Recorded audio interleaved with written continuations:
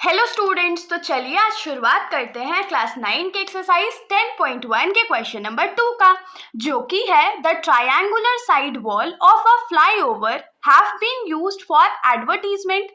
The sides of the walls are 122 meter, 22 meter and 120 meter. The advertisement yields an earning of rupees 5,000 per meter square per year. A company hired one of its walls for 3 months. How much rent did it pay?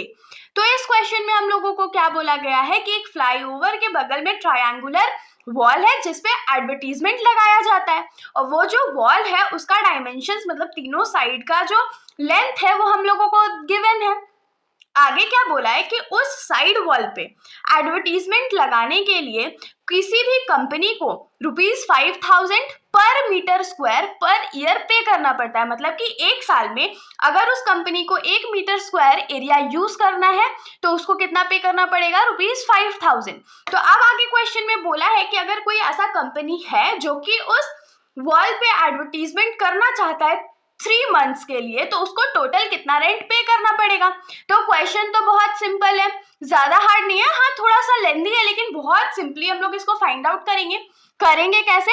तो सबसे पहले हम लोग क्या करते हैं, वो जो साइड वॉल है उसका एरिया निकाल लेते हैं, और उसके बाद तो हम लोग रुपीस के मामले में बहुत हम इंडियंस तो तेज होते ही हैं, तो हम लोग उसको भी निकाल लेंगे.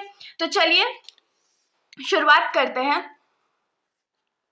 तो सबसे पहले हम लोग यहाँ पर क्या लिखेंगे, क्योंकि हेरॉन्स फॉर्मूला का चैप्टर है तो हम लोग हेरॉन्स फॉर्मूला का ही यूज करेंगे. ये हमारा वॉल का फिगर है, आप लोग अपने बुक में भी देख सकते हो. अब सबसे पहले तो हम लोग इसमें सेमी पेरीमीटर फाइंड करेंगे, तो उसके लिए क्या लिखेंगे कि let A is equals to 122 meter. A का वैल्यू हम लोग क्या अज्यूम कर रहे हैं? 122 मीटर. बी का वैल्यू 22 मीटर मानते हैं और सी का वैल्यू 120 मीटर मानते हैं. ठीक है, यहां तक तो कोई दिक्कत नहीं है. अब सेमी पेरीमीटर निकालेंगे, तो semi perimeter S is equal to क्या हो जाएगा? A plus B plus C divided by 2. तो A का वैल्यू क्या है? 122 मीटर प्लस B का वैल्यू 22 मीटर प्लस C का वैल्यू 120 मीटर डिवाइडेड बाई 2. अब हम लोग इसको ऐड कर लेते हैं. तो 122 में जब 22 ऐड करेंगे तो ये 144 मीटर हो जाएगा plus 120 metre divided by 2. Metre को रहने देते हैं. 4 और 0 कितना होता है? 4 होता है. 4 प्लस 2 कितना होता है? 6 होता है. 1 प्लस 1 क्या होता है? 2 होता है बाई 2. ये हो गया. अब इसको हम लोग 2 से डिवाइड कर देते हैं. तो 2 1 जा 2, 2 3 जा 6 और 2 2 जा 4. तो हमारा जो सेमी पेरीमीटर का वैल्यू है वो कितना आ गया? 132 मीटर आ गया. इसमें तो आप लोगों को कोई भी समस्या नहीं हुआ होगा. अब हम लोग क्या करते हैं, तो हेरॉन्स फॉर्मूला का यूज करके एरिया निकाल लेते हैं ट्रायंगल का. तो यहां पर क्या लिखेंगे? यूजिंग हेरॉन्स फॉर्मूला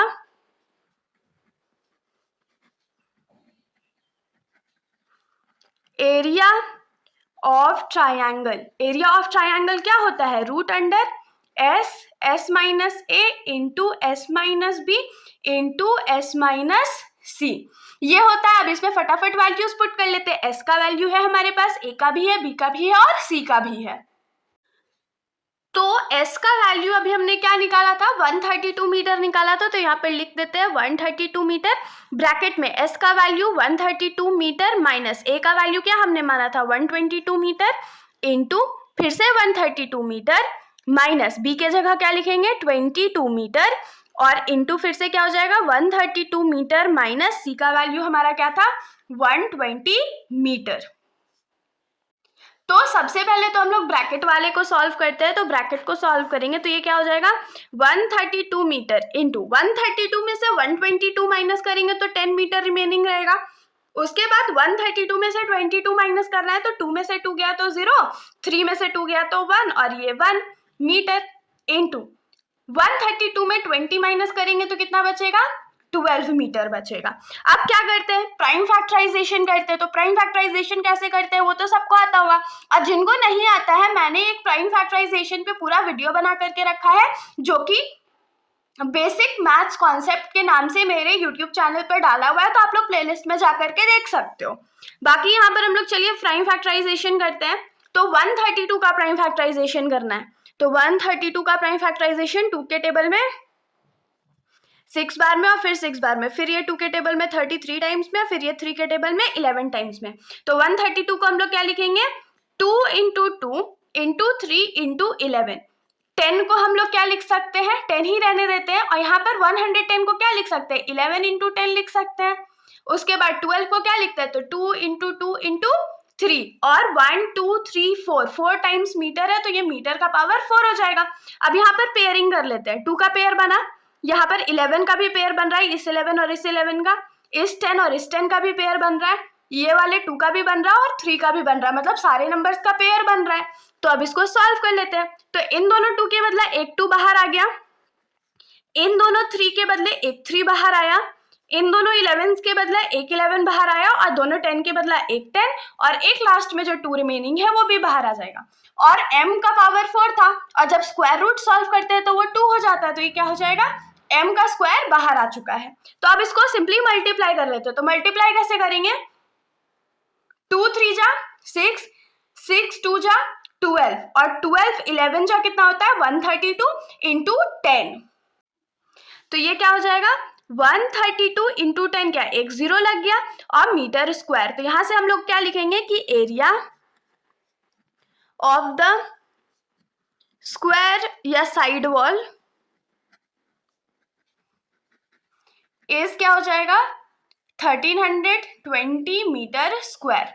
ये हमारा एरिया निकल चुका है। अब हम लोगों को क्वेश्चन में क्या गिवन था कि 1 मीटर स्क्वायर के लिए 1 साल का वैल्यू कितना था, तो ₹5000 था। तो यहाँ पर हम लोग लिखेंगे cost of hiring the wall for 1 metre square per year.